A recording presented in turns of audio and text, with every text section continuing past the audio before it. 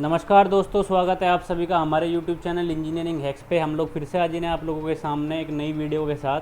तो जैसा कि आप जानते हो कि ऑटोकैड की ट्यूटोरियल सीरीज चल रही है और ये लगभग ख़त्म होने को है, क्योंकि आप लोगों को ऑटोकैड के बेसिक से लेकर के एडवांस तक के जितने भी ड्राइंग के कंपोनेंट थे वो सब कुछ मैंने आप लोगों को बता दिए है। आप लोगों को मैंने प्लानिंग के बारे में अच्छे से बता दिया है, साथ ही साथ उसके सेक्शन और एलिवेशन को भी बनाना बता दिया है। आपको मेट्रिक प्लान के बारे में बता दिया है, स्टेयरकेस की टर्मिनोलॉजी और फंडामेंटल्स के बारे में बता दिया है। आपको व्यूज़ के टाइप बता करके आपको आइसोमेट्रिक व्यूज़ को किस तरीके से ड्रॉ करना है वो भी आपको बता दिया है। अब आपका ऑटोकैड में सिर्फ कुछ ही चीज़ें रह जाती हैं। वैसे तो ऑटोकैड में बहुत कुछ आ जाता है, लेकिन अगर मैं सिविल और आर्किटेक्चर की बात करूं तो उससे रिलेटेड आपका 95% सिलेबस कंप्लीट हो गया है। अब आपकी सिर्फ कुछ एडवांस कमांड्स रह जाती हैं, जिनके थ्रू जैसे कि आपको अगर प्रिंट करना हो और भी बहुत सारी कमांड है, तो इन्हीं कमांड्स को आज के हम इस लेक्चर में, इस वीडियो में कंप्लीट कर लेंगे। वन बाय वन जितनी भी कमांड हमारे लिए इंपॉर्टेंट होगी वो सभी कमांड आज आपको बता दी जाएगी। तो चलिए स्टार्ट करते हैं।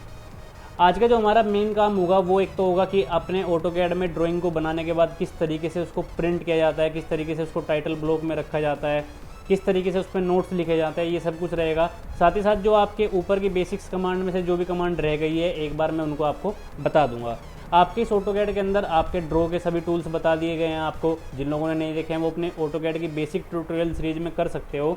बेसिक ट्यूटोरियल सीरीज के साथ साथ जब आपको ये प्लानिंग, सेक्शन, एलिवेशन, ड्राइंग के कंपोनेंट बताए जा रहे थे तब भी आपको इन कमांड को एक बार से रिवाइज करा दिया गया था। आपको मॉडिफाई की कमांड भी अच्छे से करा दी गई है। आप लोग उसके लिए भी ऑटोकैड की बेसिक ट्यूटोरियल सीरीज देख सकते हो।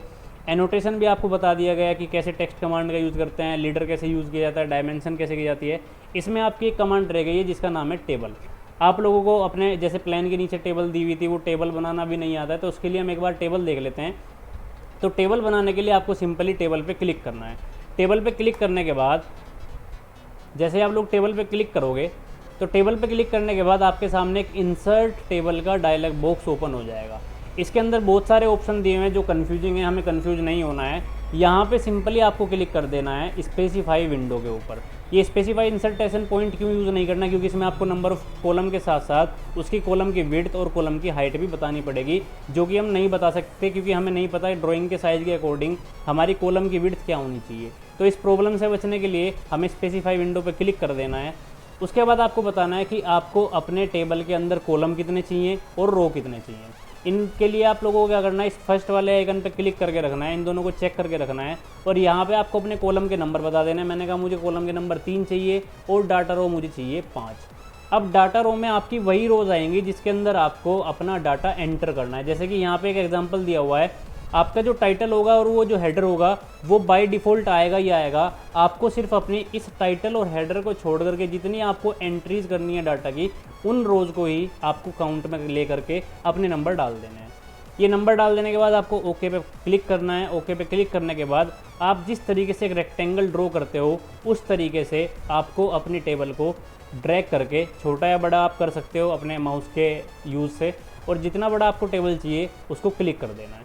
टेबल पे जैसे ही आप कंप्लीट टेबल क्रिएट कर लोगे तो टेबल क्रिएट करते ही ऑटोमेटिकली फर्स्ट कॉलम में टेक्स्ट का ऑप्शन आ जाएगा। इस टेक्स्ट के ऑप्शन में आप लोग जो भी चीज़ लिखना चाहो उसको लिख करके क्लोज कर सकते हो। ये आ गया आपका टेक्स्ट। अभी टेक्स्ट का साइज़ बहुत छोटा है। अब इस टेक्स्ट के साइज़ को छोटा है, इस टेक्स्ट के साइज़ को बड़ा करने के लिए आप लोगों को क्या करना पड़ेगा, अपने टेबल स्टाइल में जा करके अपने टेबल स्टाइल के अंदर टेक्स्ट वाले ऑप्शन को यूज़ करके इस टेक्स्ट के ऑप्शन को यूज़ करना पड़ेगा और बड़ा करना पड़ेगा। तो ये कैसे करोगे, आप लोगों को जिस तरीके से लीडर के ऑप्शन को मॉडिफाई करना बताया गया था उसी तरीके से आपको टेबल के ऑप्शन को मॉडिफाई करना है। उसके लिए आप एनोटेशन के ड्रॉप डाउन मेन्यू को ओपन करोगे। इसके अंदर आपको सबसे लास्ट ऑप्शन मिलेगा टेबल स्टाइल का, इसके ऊपर आपको क्लिक करना है। क्लिक करने के बाद मॉडिफाई में जाना है। मॉडिफाई में जाने के बाद आपको टेक्स्ट आइकन पे क्लिक करके यहाँ पे अपने टेक्स्ट की हाइट को बड़ा कर देना है। मैंने इसको 9 इंच लिया और ओके कर दिया। साथ ही साथ आप अपने जर्नल में जा करके अपनी अलाइनमेंट भी बता सकते हो कि आपको टेक्स्ट कहाँ चाहिए, बॉर्डर वगैरह में आपको किस तरीके का बॉर्डर चाहिए, आपको कलर तो फिल नहीं करना। ये सभी के सभी ऑप्शन आपको यहाँ पे दिए हुए हैं। एक बार इन ऑप्शन को चेक करके देखना, खुद से अप्लाई करके देखना। जब सारा मॉडिफिकेशन आपके अकॉर्डिंग हो जाए उसके बाद आप ओके करो। ओके करने के बाद सेट करंट एंड क्लोज। तो सेट करंट किया, सेट करंट करने के बाद ओके किया। एक बार टेक्स्ट की सेटिंग हो जाने के बाद जब भी आप लोग अपनी टेबल को बनाओगे तो जो टेक्स्ट का साइज़ आपने टेबल स्टाइल में जा करके किया है उसी टेक्स्ट साइज़ के अकॉर्डिंग आपकी ये टेबल बड़ी हो जाएगी। अगर आपका टेक्स्ट का साइज़ फिर भी बड़ा नहीं होता है, उस केस में आप क्या करोगे, जब भी आप लोग टेबल बनाने के लिए जाते हो, लेट सपोज अभी हमने इसको ले लिया 3 कॉलम एंड 3 रोज, तो जब आप लोग टेबल बनाओगे तो टेबल बनाने के बाद जब टेक्स्ट का ऑप्शन आएगा तो यहीं पे आप अपने टेक्स्ट के साइज़ को भी बड़ा कर सकते हो। मैंने यहाँ पे 9 इंच लिया, यहाँ पे लिखा 1 क्लोज। तो जब भी आप लोग देखोगे कि आपका जो टेक्स्ट की साइज़ है वो बड़ा हो गया है। अभी इसकी जो अलाइनमेंट थी वो राइट कॉर्नर में हो रही थी, इसी की वजह से आपका टेक्स्ट सेंटर में नहीं आया और राइट में चला गया। अब अगर आपने गलती से एक बार टेबल का एक टेक्स्ट लिखने के बाद बाहर आप लोग आ गए, आपने एस्केप का बटन दबा के कमांड को स्किप कर दिया, बाकी के एक रोज़ में अगर आपको टेक्स्ट लिखना है तो सिंपली आपको एक डाटा को एक सेल को सिलेक्ट कर लेना है। सिलेक्ट करने के बाद इसके अंदर डबल क्लिक करना है। डबल क्लिक करते ही फिर से टेक्स्ट का ऑप्शन आ जाएगा, आप टेक्स्ट की हाइट को बड़ा करो। मैंने इसको 5 इंच कर दिया क्योंकि भी टेबल का साइज़ छोटा है।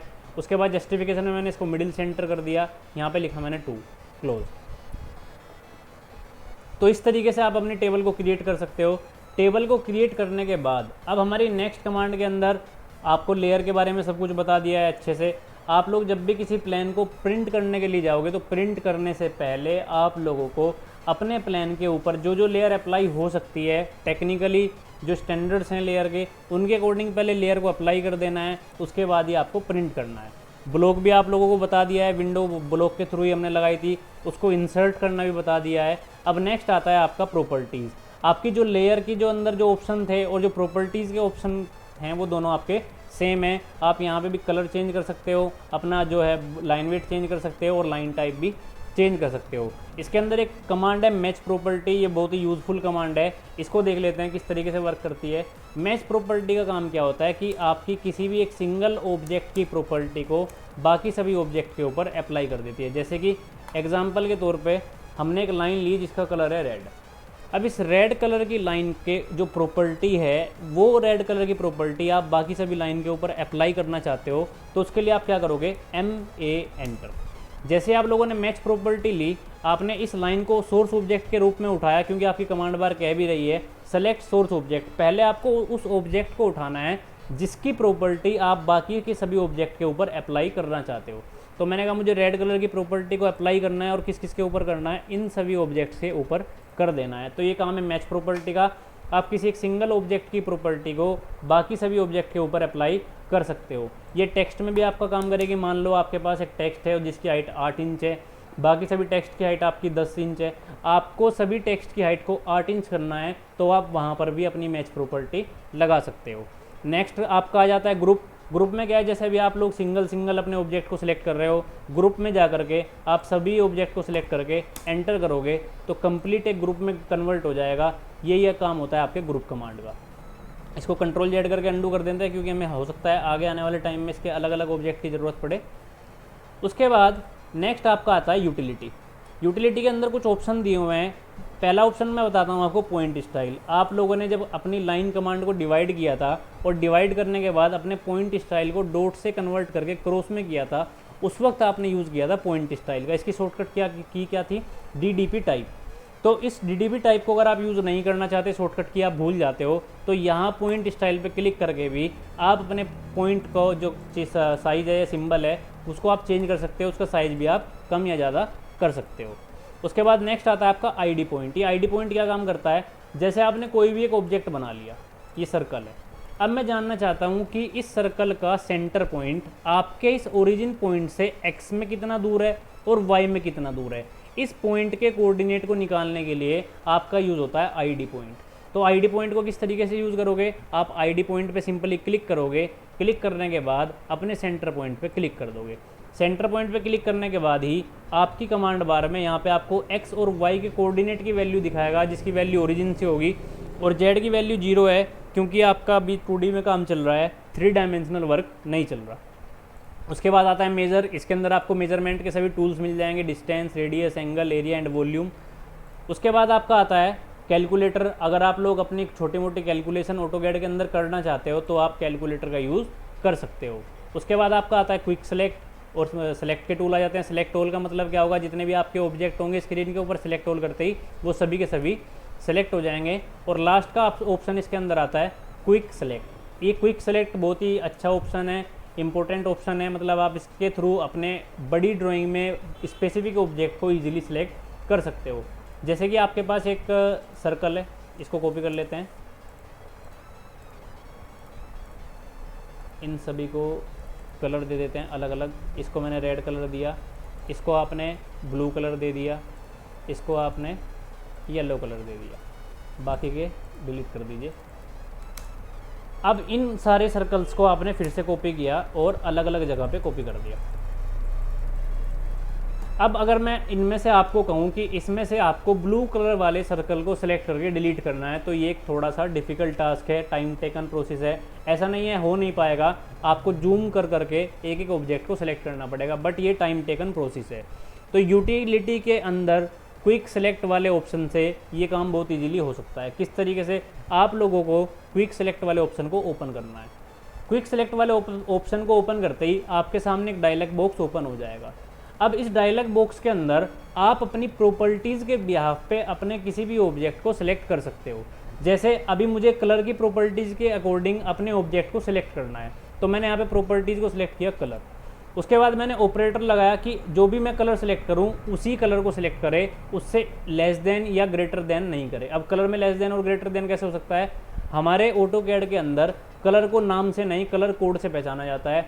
तो अगर आपने ग्रेटर देन कर दिया तो उस कोड से अगले वाला जो कोड होगा वो कलर आपका सेलेक्ट हो जाएगा, आपके इक्वल वाला कलर सेलेक्ट नहीं होगा। बट यहाँ पे मुझे ब्लू कलर सेलेक्ट करना है, तो मैंने इक्वल लिया, यहाँ पे वैल्यू डाल दी कि मुझे ब्लू कलर वाले जितने भी सर्कल हैं उनको सिलेक्ट कर देना है। उसके बाद ओके। जैसे ही आप ओके करोगे तो आपके ब्लू कलर वाले जितने भी सर्कल होंगे वो इजीली सिलेक्ट हो जाएंगे, उनको आप सिंपली डिलीट कर सकते हो। तो ये था आपका क्विक सेलेक्ट वाला ऑप्शन। उसके बाद क्लिपबोर्ड आ जाता है। क्लिपबोर्ड के अंदर आपका कट कॉपी पेस्ट आ जाता है। अगर आपको ऑटोकैड की एक फाइल में से दूसरी ड्राइंग के अंदर कोई ऑब्जेक्ट लेके जाना है तो आप सिंपली Ctrl+C Ctrl+V से कॉपी कट पेस्ट कर सकते हो। तो ये थी आपकी ऑटोकैड की बेसिक्स से लेकर के एडवांस तक के सभी ऑप्शन। अब इन ऑप्शंस को किस तरीके से यूज़ करना है ये टोटली आपके ऊपर डिपेंड करता है। कई बार कुछ लोग अगर सर्कुलर आर्क बना रहे हैं तो वो आर्क से बना लेते हैं, कुछ लोग सर्कल से बना लेते हैं। ये सबके अपने अपने माइंड की क्रिएटिविटी और स्किल्स के ऊपर डिपेंड करता है। जितने भी टूल्स आपको बता दिए गए हैं इनकी हेल्प से आप किसी भी प्रोजेक्ट को कंप्लीट कर सकते हो, चाहे वो छोटे लेवल का हो चाहे वो आपके बड़े लेवल का हो। अब हम बढ़ते हैं अपनी ड्राइंग को आउटपुट की तरफ, यानी कि प्रिंट की तरफ। तो प्रिंट करने के लिए सबसे पहले हम प्रिंट के ऑप्शन को समझेंगे, किस तरीके से प्रिंट होता है। उसके बाद स्केल पे किस तरीके से प्रिंट किया जाता है वो आपको प्रॉपर डिटेल में बताया जाएगा, इसलिए ध्यान से सुनते रहना, पूरा देखते रहना, क्योंकि अगर आप लोग बीच में छोड़ दोगे तो प्रॉपर स्केल पे किस तरीके से प्रिंट किया जाता है वो आप लोगों को समझ में नहीं आएगा। टाइटल ब्लॉक किस तरीके से बनता है उसके लिए अलग से एक वीडियो बना दी जाएगी। वैसे जब आप लोगों को टाइटल ब्लॉक इंजीनियरिंग ड्राइंग में बताया जाता है उसके अंदर आपको सिर्फ पेपर का साइज़ लेना होता है, उसके बाद 5 mm के 10 mm के ऑफसेट लेने होते हैं। आप ये लोग खुद से भी कर सकते हो। तो प्रिंट करने के लिए आप लोगों को सबसे पहले एक रेक्टेंगुलर बॉक्स के अंदर अपनी ड्राइंग को सेट कर लेना है।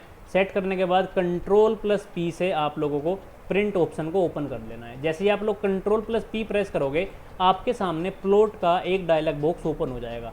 इसमें ऑप्शन तो बहुत सारे हैं लेकिन हमें सिर्फ काम के ऑप्शन समझने हैं, जिससे हमारी जो ड्राइंग है वो DWG से प्रिंट हो सके या PDF में कन्वर्ट हो सके। क्योंकि आप लोग जब भी किसी क्लाइंट को अपनी ड्राइंग भेजोगे तो ज़रूरी नहीं है उसके पास ऑटोकैड हो, तो उसके लिए आपको इस ड्राइंग को PDF में कन्वर्ट करना पड़ेगा। PDF में कन्वर्ट करने के लिए आपको अपनी ड्राइंग को Ctrl+P कमांड से आउटपुट के लिए रेडी करना है। अब यहाँ पे आप लोगों को सबसे पहले देना है प्रिंटर प्लॉटर का नेम। अब प्रिंटर प्लॉटर के नेम में आप लोग इसको कन्वर्ट करोगे DWG टू PDF। आप लोगों के पास अगर डायरेक्टली कनेक्टेड है आपका प्रिंटर तो आप प्रिंट की कमांड भी दे सकते हो, बट बेस्ट वे क्या है कि आप इसको PDF में कन्वर्ट कर लो। एक बार PDF में कन्वर्ट हो गया तो आप लोग ईजिली इसको प्रिंट भी कर सकते हो। उसके बाद आपको बड़े ध्यान से अपने पेपर साइज़ को सिलेक्ट करना है कि आपको अपने किस साइज़ के पेपर पे अपनी ड्राइंग को प्रिंट करना है। मैंने कहा मुझे ये ड्राइंग प्रिंट करनी है A3 के साइज़ पे। अब A3 के भी इसके अंदर 2 साइज़ हैं, एक पोर्ट्रेट में है और एक लैंडस्केप में है। आपकी ज़्यादातर ड्राइंग्स लैंडस्केप में होती है तो आपने लैंडस्केप वाले साइज़ को सिलेक्ट कर लिया। सिलेक्ट करने के बाद यहाँ पे आपसे पूछ रहा है व्हाट टू प्लॉट, कि आपको प्लॉट क्या करना है। अभी आपका जो ऑप्शन सेलेक्ट है वो डिस्प्ले है, मतलब डिस्प्ले पे जितने भी ऑब्जेक्ट आपके ड्रॉ हुए होंगे वो सभी को एक ही सीट में प्रिंट कर देगा। बट हमें तो सिर्फ अपने ड्राइंग को, प्लानिंग को, सेक्शन को, एलिवेशन को प्रिंट करना है। तो उसके लिए आप यहाँ के ऑप्शन को एक्सपेंड करोगे। एक्सपेंड करने के बाद विंडो के ऊपर क्लिक करोगे। विंडो के ऊपर क्लिक करने के बाद अपने रेक्टेंगल से, अपने कर्सर से इस रेक्टेंगल के दोनों कॉर्नर को आपको ट्रेस कर लेना है, इस तरीके से डायगोनल कॉर्नर को। जैसे ही आप डायगोनल कॉर्नर को क्रिएट कर लोगे उसके बाद आप इसका प्रीव्यू देख सकते हो। प्रीव्यू देखने के लिए यहाँ पे प्रीव्यू का ऑप्शन दिया हुआ है, इस पर आपको क्लिक करना है। क्लिक करते ही आपका प्रीव्यू आपको दिख जाएगा। अगर आपको लगता है कि आपकी सीट सही से सेट हो गई है तो आप लोग ओके करो, आगे के ऑप्शंस को यूज़ करो। अदरवाइज़ आप लोग फिर से विंडो के आइकन पर क्लिक करके दोबारा से उस विंडो को सिलेक्ट कर सकते हो। उसके बाद अप्लाई टू लेआउट करो। अप्लाई टू लेआउट करने के बाद ओके के बटन पे क्लिक करो। ओके के बटन पे क्लिक करते ही आपका ऑटोकैड आपकी ड्राइंग को सेव करने के लिए पूछेगा और इसका जो फॉर्मेट होगा वो पीडीएफ फॉर्मेट होगा। अगर आप लोग इसको पीडीएफ में कर देते हो, चलो इसको कर देते हैं सेव। पीडीएफ में कन्वर्ट करने के बाद अगर आपके पीसी में, आपके कंप्यूटर में एडोब रीडर पड़ा हुआ है जो कि पीडीएफ फाइल को रीड कर सकता है, उसमें आपकी ड्राइंग ओपन हो जाएगी। अब इस ड्राइंग को ओपन होने के बाद अपने जूम के लेवल को 100% पे लेके आ जाओ। 100% पे लेने के बाद आपको जो जो चीज़ें यहाँ पे क्लियरली दिख रही है, आपको एज इट इज़ A2 की सीट पे प्रिंट होने के बाद ये ड्राइंग सीट ऐसी नज़र आएगी। अगर आपको लगता है साइज़ छोटा है तो आप इसके स्केल को कम या ज़्यादा करो, अदरवाइज़ अभी ये ड्राइंग आपकी बिल्कुल परफेक्ट हो रही है, आप लोग इसको ईजिली प्रिंट कर सकते हो। तो ये प्रिंट करने का तरीका था। अब अगर आपको इसको प्रॉपर स्केल पे प्रिंट करना है तो किस तरीके से आपको इसको प्रिंट करना होगा, एक बार वो स्टेप देख लेते हैं। उसके लिए आप लोगों को क्या करना पड़ेगा, आपको सबसे पहले अपने टाइटल ब्लॉक को बनाना पड़ेगा जिस भी शीट पे आप अपनी ड्राइंग को प्रिंट करना चाहते हो। जैसे कि मुझे ड्राइंग प्रिंट करनी है A3 पे। अब A3 का साइज़ क्या था, वो साइज़ मैंने आपको बता दिए थे, या आपको A4 पे करनी है तो A4 का साइज़ बता दिया था। तो चलिए मान लेते हैं मुझे इस ड्राइंग को A4 पे प्रिंट करना है। तो A4 पे प्रिंट करने के लिए आपने सबसे पहले रेक्टेंगल कमांड से अपने A4 के साइज़ का रेक्टेंगल क्रिएट कर लेना है। जो भी साइज़ होगा वो आपको याद होना चाहिए, नहीं होगा तो प्रीवियस वीडियो को आप लोग देख सकते हो, आपको सभी पेपर साइज़ बता दिए गए हैं। अगर आपको फिर भी वो वीडियो में नहीं मिल रहा है तो आप लोग गूगल पे जाके भी सर्च कर सकते हो। एक बार ये आपका टाइटल ब्लॉक बन गया, आप चाहो तो पोर्ट्रेट में बना सकते हो या इसको चाहो तो आप लैंडस्केप में भी बना सकते हो। लैंडस्केप में बनाने के बाद या पोर्ट्रेट में बनाने के बाद अब आप लोगों को क्या करना है, अपने इस टाइटल ब्लॉक को स्केल कमांड से क्या करना है, बड़ा या छोटा करना है और अपनी ड्राइंग के स्केल के अकॉर्डिंग सेट कर लेना है।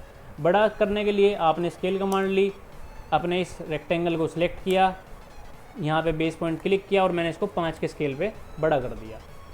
यानी कि अब मेरी जो ड्राइंग होगी उसका जो स्केल होगा वो 1:5 होगा। अब आप लोगों को क्या करना है, अपनी सिंपल इस रेक्टेंगल को अपने इस ड्राइंग के बाहर सेट कर देना है। अभी थोड़ा ज़्यादा स्पेस आप लोगों को लग रहा होगा, लेकिन जब आप लोग प्रॉपर अपना टाइटल ब्लॉक बनाओगे, इसके अंदर नोट्स वगैरह लिखोगे, नोट्स लिखने के लिए यहाँ पे आप लोगों को टेक्स्ट कमांड का यूज़ करना है और यहाँ पे आपके नोट्स लिखे जाएंगे इस तरीके से। जब आपके प्रॉपर नोट्स वगैरह इसके अंदर आ जाएंगे तो आपकी शीट पूरी सेट हो जाएगी। सेट हो जाने के बाद आप लोगों को Ctrl+P कमांड दे करके वापस से वही सेटिंग्स का यूज़ करके DWG टू PDF, उसके बाद पेपर साइज़, यहाँ पे आपको वही पेपर साइज़ सेलेक्ट करना है जिसका टाइटल ब्लॉक आप लोगों ने बनाया है। तो मैंने जो टाइटल ब्लॉक बनाया है वो A4 का बनाया है और A4 का साइज़ क्या है 297 × 210। उसके बाद विंडो पे क्लिक करना है, अपनी ये वाली विंडो को सिलेक्ट कर लेना है। सेलेक्ट करने के बाद इसका प्रीव्यू देखना है। प्रीव्यू देखने के बाद आपकी जो ड्राइंग है थोड़ा सा लेफ्ट में खिसक रही है, तो इसके लिए आप लोग क्या करोगे, सेंटर ऑफ द प्लॉट पे क्लिक कर दोगे। यहाँ पे ऑप्शन मिलेगा सेंटर ऑफ द प्लॉट। उसके बाद प्रीव्यू देख लो आप लोग एक बार फिर से, सेंटर में आ गया। उसके बाद इसको आप अप्लाई टू लेआउट करो। अप्लाई टू लेआउट करने के बाद ओके करो। ओके करने के बाद जहाँ भी आप उसको सेव करना चाहते हो उसको सेव कर दो।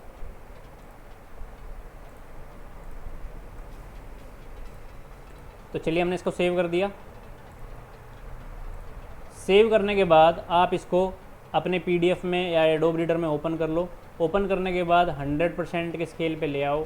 100% के स्केल पे लाने के बाद अगर इस सीट का टेक्स्ट आपको क्लियरली विजिबल है, रीडेबल है, तो मतलब आपकी प्रिंट होने के बाद ये ड्राइंग इसी तरीके से नज़र आएगी। अगर आपका सब कुछ परफेक्ट है तो उसको प्रिंट करवा के क्लाइंट को दो या अपने पास रखो या किसी को भी देना है तो आप लोग दे सकते हो।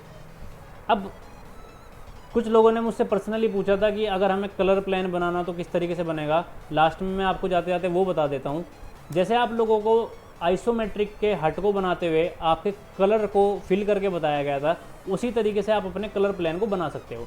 अगर आपको कलर वाली लेयर अप्लाई करनी है तो लेयर वाली वीडियो को एक बार अच्छे से देख लो। उसके अंदर आपको बेसिक से लेकर के एडवांस तक सब कुछ लेयर के बारे में बताया हुआ है।